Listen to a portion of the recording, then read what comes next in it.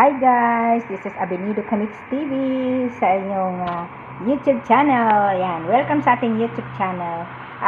Ito po ang lulutuin ko for today, ang aking Korean barbecue. So, ganito lang din, ganitong kahaba ang aking ginagamit na beef. Ito ay baka. Ayan, baka. May salt and pepper na yan mga kamix. At ito naman ang aking patatas na maliliit. Ayan. So, nagpainit na po ako ng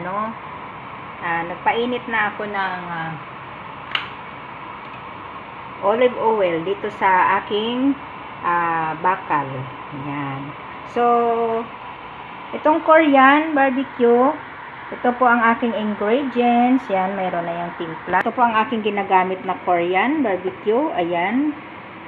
So, ayan lang naman. Easy lang. Yan lang ang mga ingredients ko.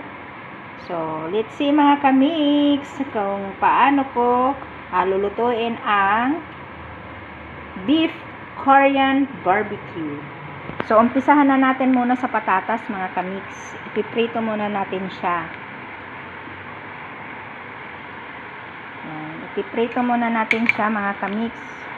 Kamayin na natin. Huwag na natin sipit-sipitan. Ayan, oh. Ipiprito ko muna siya ng konti. Ayan. So, para magkaroon tayo ng konting gulay. Pero magluluto rin ako ng chop suey para partner sa aming Korean barbecue. So, sinamahan ko lang ng patatas. Imbis na mag-french fries ako, ito na lang ang aking ginagawa mga kamis. So ito, umpisahan na natin. Lalagay ko na dito. Ayan. Medyo ilayo-layo ng konti, kaya baka mapaso ako. Nahagis ko na nga lang. Diba? Yan po ang aking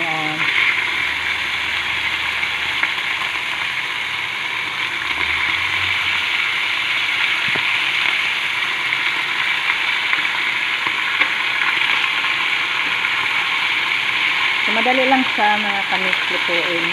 Dito pwedeng overcook. Kasi titigas siya eh.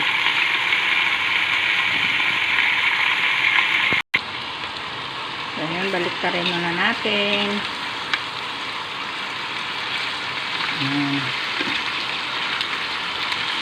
So, pag medyo brown na, lalagyan mo na siya ng sauce. Yung Korean barbecue sauce. So, may nabibili naman na ganito kanipis na karne. Sa mga malalaking grocery, meron na nabibili mga ganito na naka-slice na. Eh, kung gusto mo namang ikaw mismo mag-slice, pwede ka naman bumili ng malalambot na karne na baka, i-slice mo siya ng ganito kanipis. Pero kami, bumili na kami ng naka-slice na para hindi na mahirap. Igasan mo na lang at timplahan. Ganun lang. So, pag brown na yan lahat, ilalagay mo muna sa isang plato. Pag ilalagay mo na sila, pagka lahat, na-iprito mo ng lahat, ilalagay mo na yan sa, isama-sama mo na yan dyan sa kawali, at doon mo na siya lalagyan ng barbecue sauce.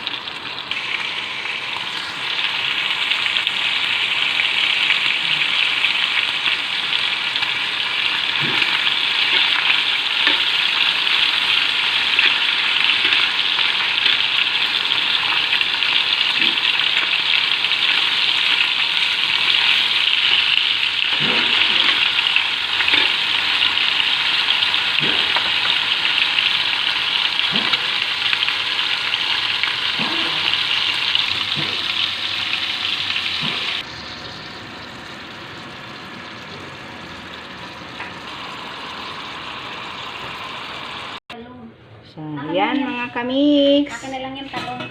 Ayan, dinig ka sa video. Kasi mahal. mahaba na talong. Ayan. Ilalagay na natin dito yung mga naluto ko na beef. Ayan. Lahat yan, nilagay ko dito sa plato. Ngayon, ililipat naman natin dito sa ating kawali.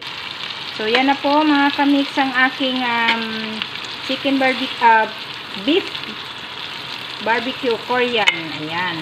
So, nilagyan ko na yan ng sauce. Hindi ko na lang napakita kanina kasi akala ko nakauna yung aking video.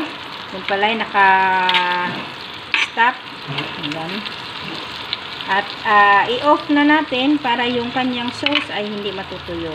At ito naman yung aking ayan, patatas. So, ilalagay na natin yan dito mga kamix sa ating serving plate. So, dito na natin yan mga kamix. Ilalagay na natin sa ating serving plate. Ayan.